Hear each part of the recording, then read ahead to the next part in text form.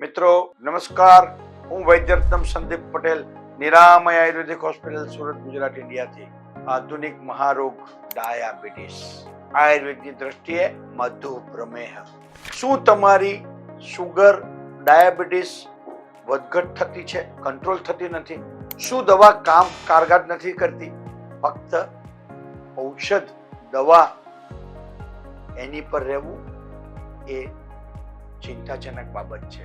આયુર્વેદના મત અનુસાર ડાયાબિટીસ મધુપ્રમેહનું મુખ્ય કારણ છે કમજોર પાચન શક્તિ અને ઝેરીલા તત્વો એટલે કે ટોક્સિન્સ નું શરીરમાં જમા થવું, જે મેટાબોલિઝમ અને ઇન્સ્યુલિનને સંતુલન કરતા હોર્મોન્સને પ્રભાવિત કરે છે. આયુર્વેદમાં ઔષધ ઉપચાર સાથે એક ઘરનો પ્રયોગ બતાવ્યો છે.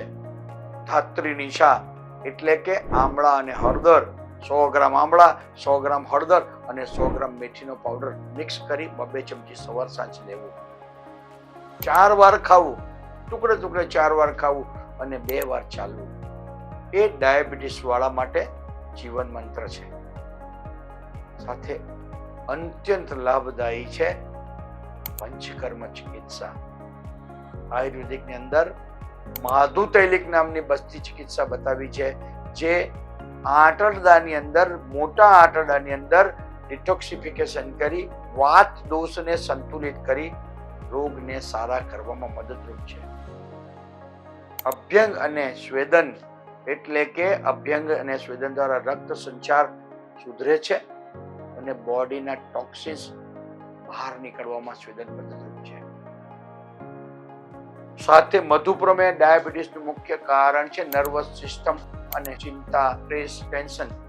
એના માટે લાભદાયી છે શિરોધારા અને નસ્યકર્મ, જે સ્ટ્રેસ, ચિંતા, માનસિક તણાવને ઓછું કરી નર્વસ સિસ્ટમને સંતુલિત કરી ફાયદારૂપ દેખાય છે. સાત્વિક આહારની સાથે યોગ, પ્રાણાયામ અને મેડિટેશન એ આ રોગને, મધુપ્રમેહને જડ મૂળથી નાશ કરવામાં અત્યંત લાભદાયી છે. લાંબા સમય સુધી શુગરને કંટ્રોલ રાખે છે અને ધીરે ધીરે સ્વસ્થ, મસ્ત અને નિરામય રહેવામાં મદદરૂપ થાય છે. આવી જ રીતે આપ પણ પ્રાકૃતિક આયુર્વેદિક દ્રષ્ટિએ ડાયાબિટીસ મધુપ્રમેહને મેનેજ કરવા માંગતા હોવ તો નિરામય આયુર્વેદિક હોસ્પિટલ એ ઉત્તમ સ્થળ છે. નિરામય આયુર્વેદિક હોસ્પિટલના ડાયાબિટીસ પેકેજને પસંદ કરી સ્વસ્થ, મસ્ત અને નિરામય રહો. આવી જ જાણકારીઓ માટે તમે અમારી ચેનલને જોઈન કરો, સબસ્ક્રાઇબ કરો. બધાને મારા નમસ્કાર, ધન્યવાદ.